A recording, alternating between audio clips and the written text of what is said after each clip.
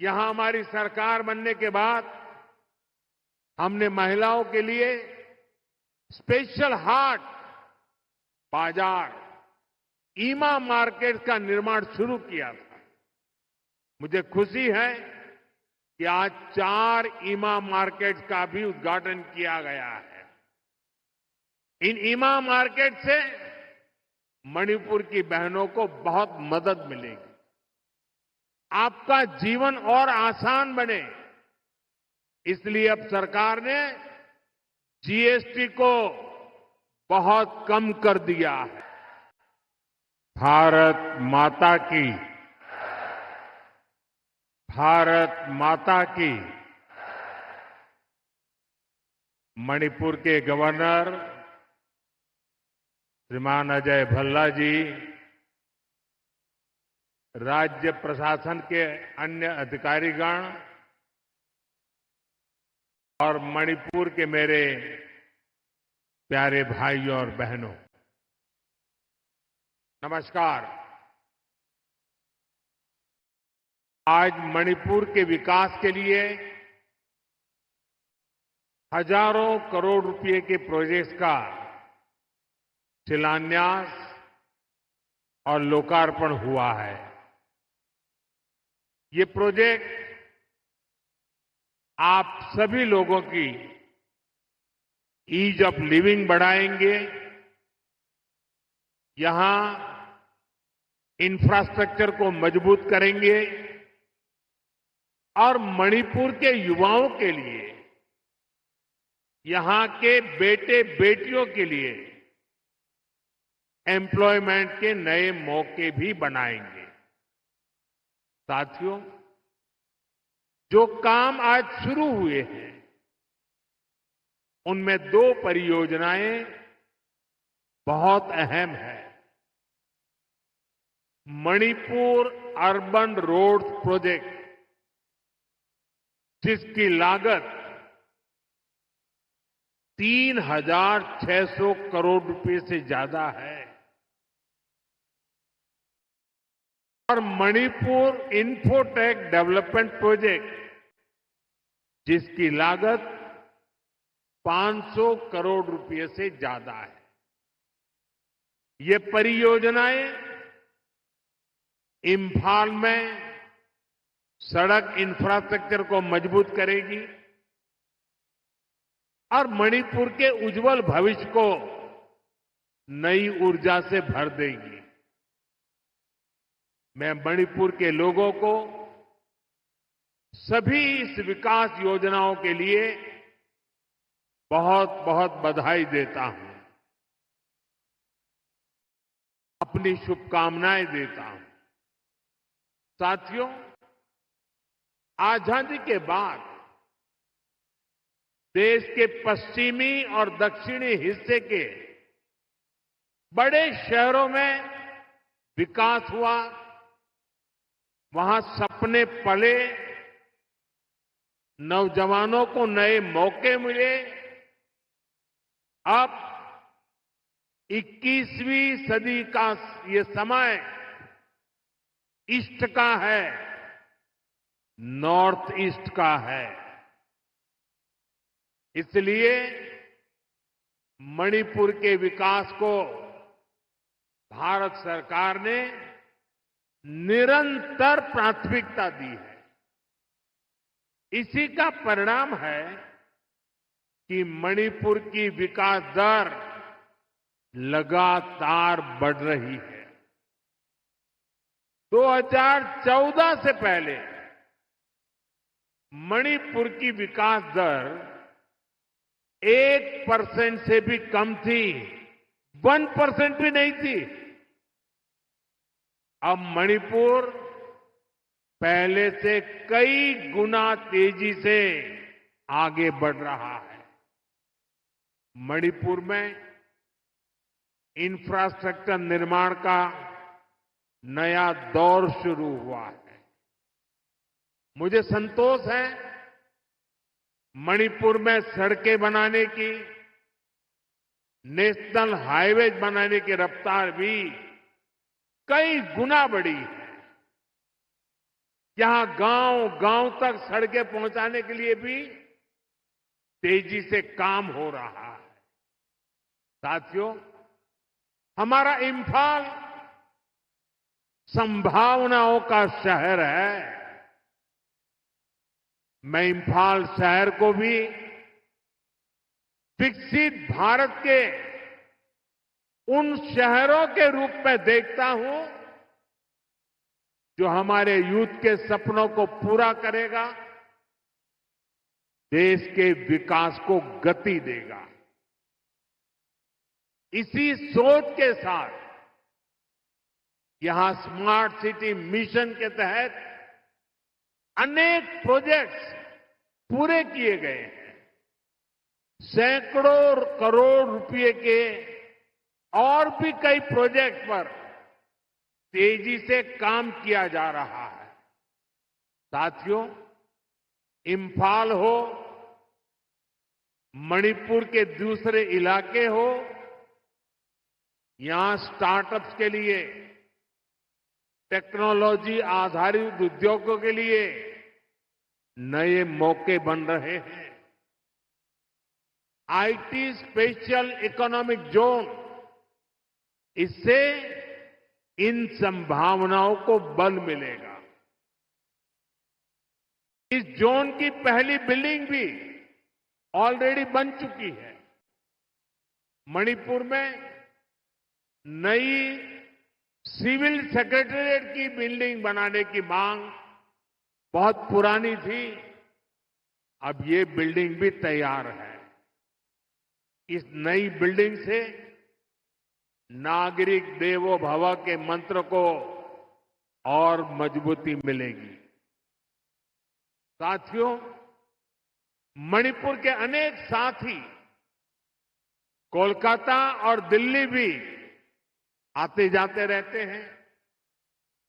वहां भी कम कीमत में ठहरने की व्यवस्था हो, इसके लिए दोनों शहरों में मणिपुर भवन बनाया गया है। इन भवनों से मणिपुर की बेटियों को बहुत मदद मिलेगी और जब बच्चे वहां सकुशल होंगे तो यहां माता पिता की चिंता भी कम रहेगी। साथियों, हमारी सरकार पूरी संवेदनशीलता से आपके जीवन की मुश्किलों को कम करने का पूरा प्रयास कर रही है। मैं जानता हूं मणिपुर के कई हिस्सों में बाढ़ से भी बहुत परेशानी होती है। इस समस्या को कम करने के लिए भी सरकार कई प्रोजेक्ट पर काम कर रही है। साथियों, मणिपुर देश का वो राज्य है जहां माताएं बहनें इकोनॉमी के फोरफ्रंट में है। सीमा कैथल की परंपरा इसका बहुत बड़ा प्रमाण है। मैं नारी शक्ति को भारत के विकास की, आत्मनिर्भर भारत की भी धुरी मानता हूं। इसकी प्रेरणा हम यहां मणिपुर में देख रहे हैं। यहां हमारी सरकार बनने के बाद हमने महिलाओं के लिए स्पेशल हाट, बाजार, ईमा मार्केट का निर्माण शुरू किया था। मुझे खुशी है कि आज 4 ईमा मार्केट का भी उद्घाटन किया गया है।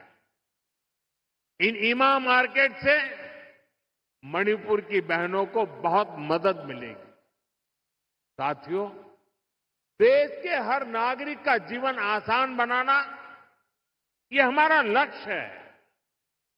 मणिपुर ने तो वो पुराने दिन देखे हैं जब यहां सामान पहुंचाना कितना मुश्किल होता था।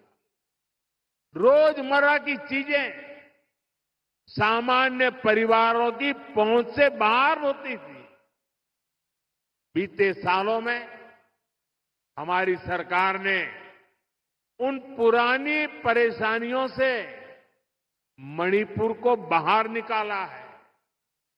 मैं आप सभी के लिए एक और खुशखबरी लेकर आया हूं। हमारी सरकार चाहती है आपकी बचत बढ़े,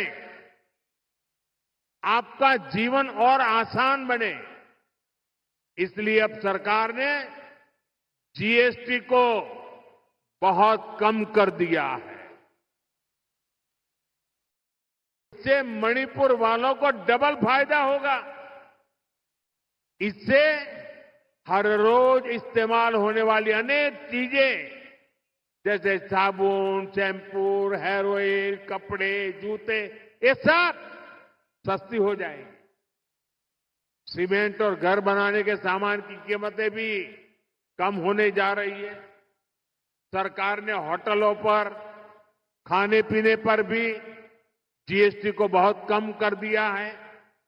इससे यहां के गेस्ट हाउस वालों को, टैक्सी ढाबे वालों को बहुत फायदा होगा। यानी यहां पर टूरिज्म बढ़ाने में भी मदद मिलेगी। साथियों, मणिपुर की हजारों वर्ष पुरानी समृद्ध विरासत है। यहां संस्कृति की जड़ें मजबूत है, गहरी है। मणिपुर मां भारती के मुकुट पर सजा मुकुट रत्न है। इसलिए हमें मणिपुर की विकासवादी छवि को निरंतर मजबूत करना है। मणिपुर में किसी भी तरह की हिंसा दुर्भाग्यपूर्ण है। ये हिंसा हमारे पूर्वजों और हमारी भावी पीढ़ी के साथ भी बहुत बड़ा अन्याय है। इसलिए हमें मणिपुर को लगातार शांति और विकास के रास्ते पर आगे लेके जाना है और मिलकर के जाना है। भारत की आजादी की लड़ाई में, भारत की रक्षा में मणिपुर के योगदान से हमें प्रेरणा लेनी है। ये मणिपुर की ही धरती थी जहां इंडियन नेशनल आर्मी ने पहली बार भारत का अपना ध्वज फहराया था। नेताजी सुभाष ने मणिपुर को भारत की आजादी का द्वार कहा था। इसी मिट्टी ने अनेक वीर बलिदान दिए हैं। हमारी सरकार मणिपुर के ऐसे हर महान व्यक्तित्व से प्रेरणा लेते हुए आगे बढ़ रही है। हमारी सरकार ने और एक बड़ा कदम उठाया है। अंडमान और निकोबार द्वीप में माउंट हैरियट का नाम बदलकर माउंट मणिपुर रखा गया है। ये मणिपुरी स्वतंत्रता सेनानियों को भारत के 140 करोड़ देशवासियों की श्रद्धांजलि है। साथियों, आज भी मणिपुर की अनेक संतानें देश के अलग अलग हिस्सों में मां भारती की रक्षा में जुटी है। अभी ऑपरेशन सिंदूर में दुनिया ने भारत की सेना के सामर्थ्य को देखा है। हमारे सैनिकों ने ऐसा कहर बरपाया कि पाकिस्तान की सेना त्राही त्राही करने लगी। भारत की सफलता में मणिपुर के भी अनेक वीर बेटे बेटियों का शौर्य शामिल है। ऐसे ही हमारे एक जांबाज शहीद दीपक चिंगखम के शौर्य को मैं आज नमन करता हूं। ऑपरेशन सिंदूर के दौरान उनका बलिदान देश हमेशा याद रखेगा।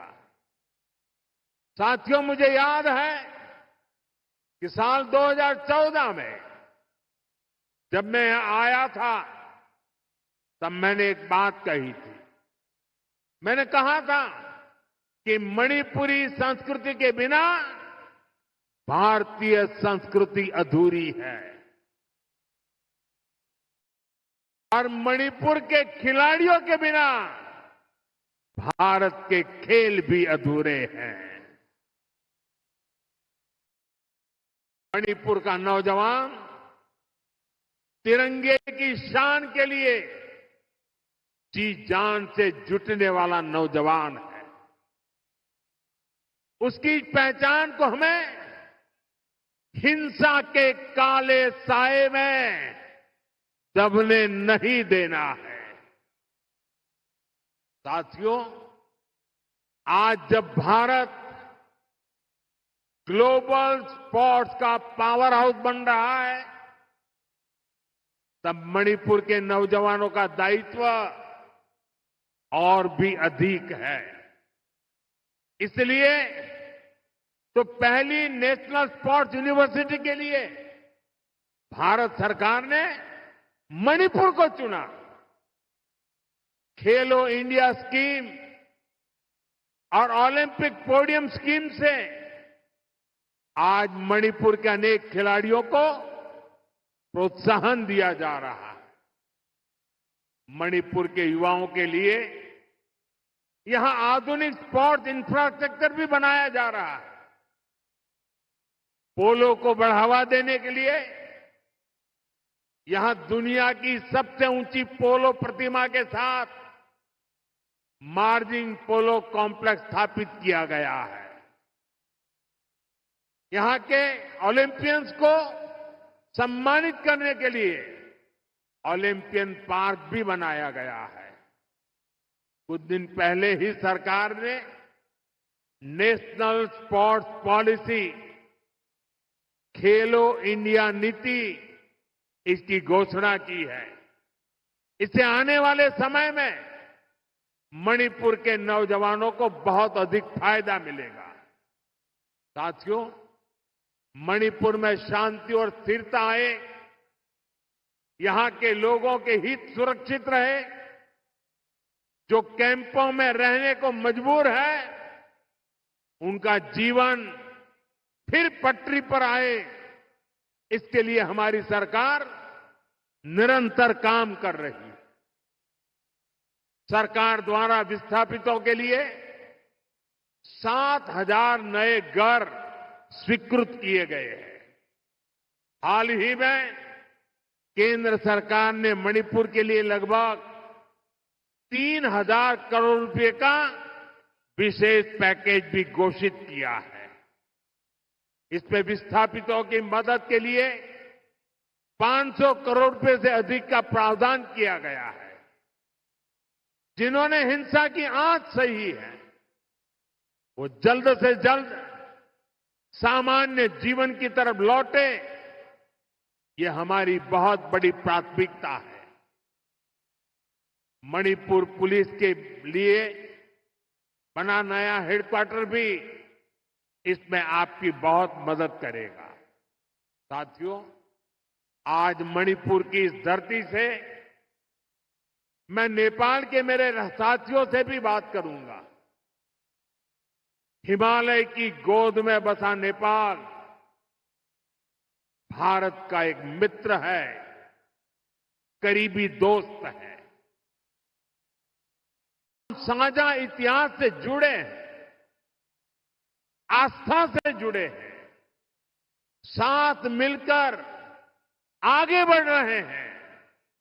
मैं आज नेपाल में अंतरिम सरकार की प्रधानमंत्री के रूप में पदभार संभालने पर 140 करोड़ भारतवासियों की तरफ से श्रीमती सुशीला जी को हार्दिक बधाई देता हूं।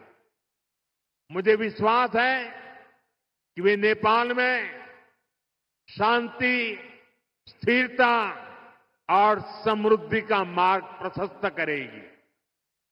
नेपाल की पहली महिला प्रधानमंत्री के रूप में सुशीला जी का आना महिला सशक्तिकरण का वह बहुत उत्तम उदाहरण है।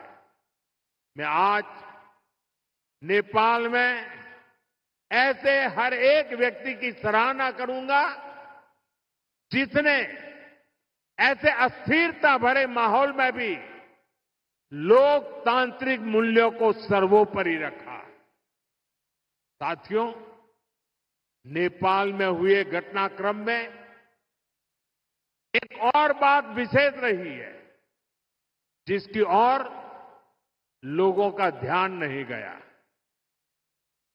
पिछले 2-3 दिनों से नेपाल के युवक युवतियां नेपाल की सड़कों पर सफाई और रंग रोगन का काम बड़ी मेहनत और पवित्रता के भाव से करते हुए देखे जा रहे हैं। सोशल मीडिया पर आ रही उनकी तस्वीरें मैंने भी देखी है। उनकी ये सकारात्मक सोच, ये सकारात्मक कार्य न केवल प्रेरणादायक है बल्कि ये नेपाल के नवोदय का स्पष्ट संकेत भी है। मैं नेपाल को उसके उज्जवल भविष्य के लिए शुभकामनाएं देता हूं। साथियों, 21वीं सदी में आगे बढ़ता हुआ हमारा देश एक ही लक्ष्य लेकर चल रहा है, विकसित भारत का लक्ष्य। और इस लक्ष्य की प्राप्ति के लिए मणिपुर का विकास भी जरूरी है। हमारा मणिपुर असीम संभावनाओं से भरा हुआ है। विकास के हम एक कदम भी ना बढ़े, ये हम सभी का कर्तव्य है। मणिपुर के पास सामर्थ्य की कोई कमी नहीं है। जरूरत इस बात की है कि हम संवाद का रास्ता निरंतर मजबूत करें। हमें हिल्स और वैली के बीच सौहार्द का एक मजबूत सेतु बनाना है। मुझे विश्वास है मणिपुर देश की ग्रोथ का एक बहुत मजबूत सेंटर बनेगा। एक बार फिर आप सभी को इन विकास परियोजना की बहुत बहुत बधाई देता हूं। मेरे साथ बोलिए, भारत माता की, भारत माता की, भारत माता की। बहुत बहुत धन्यवाद।